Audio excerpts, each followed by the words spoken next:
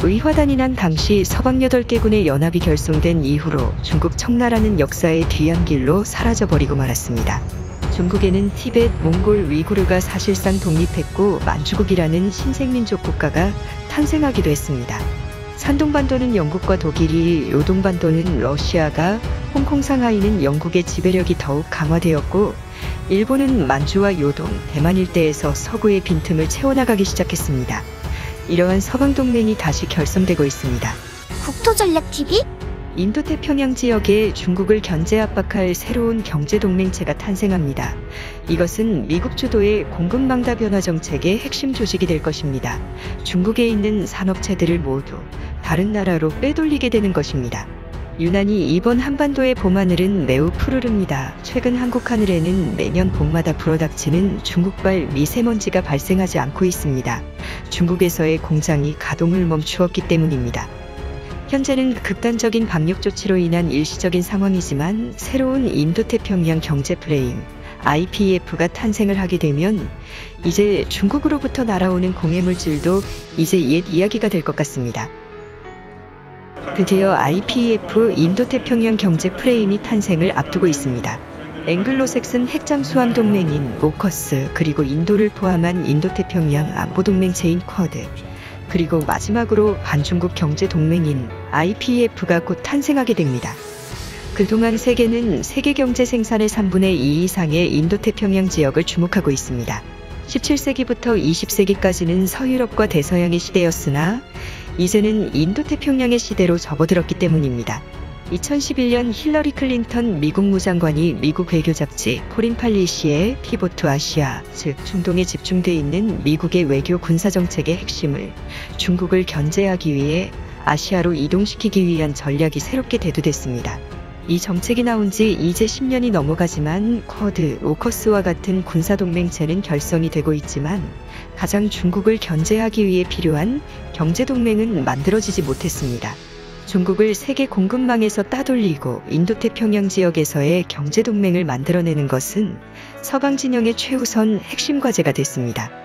그동안 서방국, 그중에서 일본 정부 측에서는 인도태평양 경제동맹인 TPP를 구성하려 했다가 도널드 트럼프 대통령이 탈퇴하며 실패했고 TPP가 무너진 것을 일본 아베 신조 총리가 CTPP 체제를 복원시키면서 일본이 주도하는 인도태평양 지역의 경제적 질서를 확립하려 했습니다. 하지만 미국은 이에 반대하였고 바이든 행정부가 들어선 이후로도 CPTPP의 복원은 사실상 물거품되다시피 했습니다. 미국이 일본 주도 경제동맹체 결성에 회방을 놓았다는 분석이 나오고 있습니다.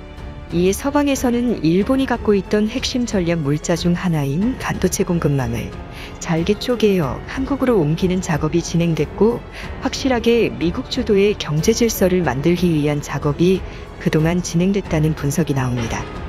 다행히 한국은 이러한 새로운 인도태평양 지역의 질서가 만들어지는 상황 속에서 거대한 기회를 잡고 있습니다. IPEF가 설립되면 동북아시아의 지정학적 요소들 많은 부분이 변화될 것으로 관측되기 때문인데요. 현재 IPEF의 창립 멤버로는 미국, 한국, 호주, 일본, 싱가폴, 뉴질랜드 같은 인도태평양 선진국으로부터 출발될 것으로 보입니다. 그동안 세계 인플레이션을 잡기 위해서 중국에서 미국 등 서방국의 저렴한 값에 수출됐던 수많은 공산품들의 제조망이 이제는 중국이 아닌 곳으로 빠져나가게 될 것입니다. 이 때문에 저임금 노동력을 확보할 수 있는 아세안 국가들의 참여는 매우 필수적인 상황입니다. 그중 아세안 개도국 중 전통적 우방국인 태국과 필리핀의 참여는 거의 확실시될 것으로 보이고 영연방의 중진국으로 떠오른 말레이시아 역시 유력할 것으로 보입니다. 가장 중요한 이슈는 대만의 포함 여부입니다.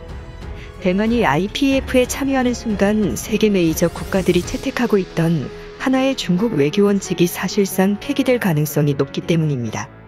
그동안 대만은 정식 국가로 인정을 받지 못해 UN 등 여러 국제기구에 가입을 하지 못해왔던지라 이번 IPEF에 대만이 가입하게 되면 사실상 중국의 황제국가적, 중앙집권적 리더십이 와해될 수 있다는 분석이 나옵니다. 이러한 상황에서 미국 국무부의 중국 대만 관련 개황 보고서에서 그동안 꼭 빠지지 않고 등장하던 원차이나 하나의 중국 원칙이 사상 처음으로 삭제됐습니다. 그동안 미국 국무부 문서에서는 자국의 중국 외교 원칙 중 대만의 독립을 지원하지 않는다는 내용이 명시돼 있었습니다.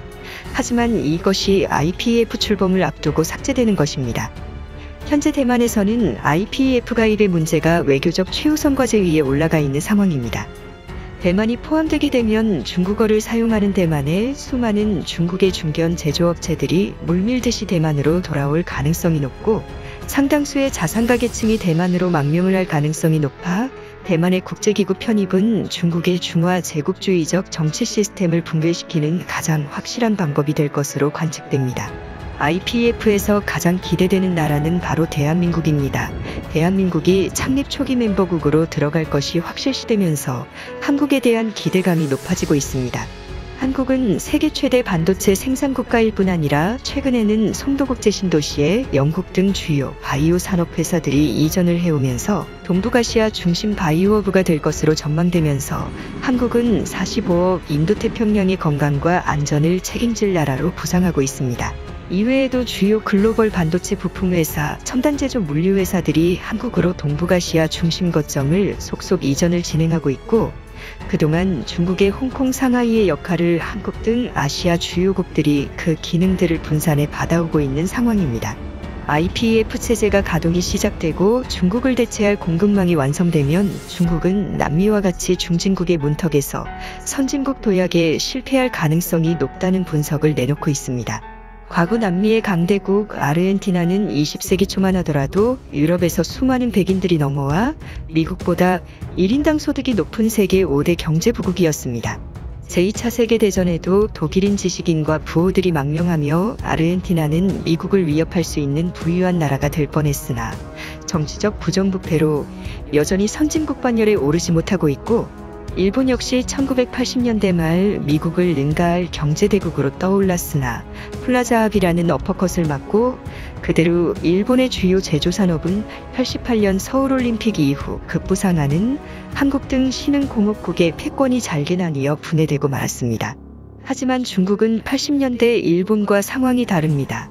일본은 단순히 경제력으로 미국을 뛰어넘으려고 하였으나 중국은 경제력뿐 아니라 군사기술, 세계 패권까지 장악하려 하고 있기 때문입니다. 그뿐 아니라 제4차 산업혁명의 핵심 기술들을 미국 등 서방국의 스파이와 대학생들을 보내 핵심 기술들을 족족 빨아먹는 상황까지 벌어지면서 세계 주요 국가들은 미국이 아닌 중국에 줄을 서 1대1로 패권 전략에 편입되어 막대한 위안화 빚까지 떠안는 형국까지 벌어지고 있는 상황입니다. 이러한 상황 속에서 한국은 IPEF 가입을 통해 확실한 대중국 견제 경제동맹국의 일원이 된 상황입니다. 19세기 말 20세기 초 대한제국은 의화단이 당시 연합국의 자격으로 참여를 할 수 있었으나 오랜 친중사대부들의 중국 눈치보기 정책으로 우왕좌왕하다가 결국에는 일본의 성장을 눈뜨고 바라만 보며 망국의 길로 치닫는 상황이 연출된 바 있습니다. 현재 국제 상황도 마찬가지입니다. 한국이 국제적인 대중국 견제 전략에서 소홀해지거나 서방 진영의 틀 안에서 벗어나 버리게 된다면 고스란히 일본의 재무장과 일본의 군대의 성장을 볼 수밖에 없을 것이며 한국의 주요 산업체들은 주요 고객들인 서방 주요 국가들로부터 외면을 받을 수 있다는 우려가 나옵니다. 다행히 한국은 IPEF 가입을 통해 향후 중국으로부터 받아낼 수 있는 2020 전 세계적인 질병 사태로 빚어진 배상금, 또 통일 이후 한국전쟁 개입에 대한 전후 배상 등을 받아낼 수 있을 것이라는 분석이 나옵니다. 아직까지도 중국은 한국전쟁 참여를 통해 우리 국토를 분단시킨 책임 국가이자 전범으로서의 책임이 여전히 있는 상황이지만 중국에서는 아직까지 한국전쟁을 미화한 영화를 방영할 뿐 아니라 아직까지도 한국에 물리적 위협을 가하고 있는 안타까운 상황입니다. 한국은 고조선 시기 때부터 중국과는 구별된 민족의식이 핵심 국가적 정체성이었습니다. 우리 민족은 중국과는 확실하게 다른 민족의식이 최초의 국가인 고조선 시기 때부터 존재했었던 세계에서 가장 중국을 잘 알고 있는 민족 중 하나입니다. 이 때문에 한국은 IPEF 가입을 시작으로 남북한의 자유민주체제로의 통일, 그리고 옛 만주고토 등의 한국 경제권으로의 편입 등을 위해 서방 진영과 함께 해야 한다는 전문가들의 목소리가 나옵니다. 국토전략TV 오늘은 이것으로 마칩니다. 감사합니다.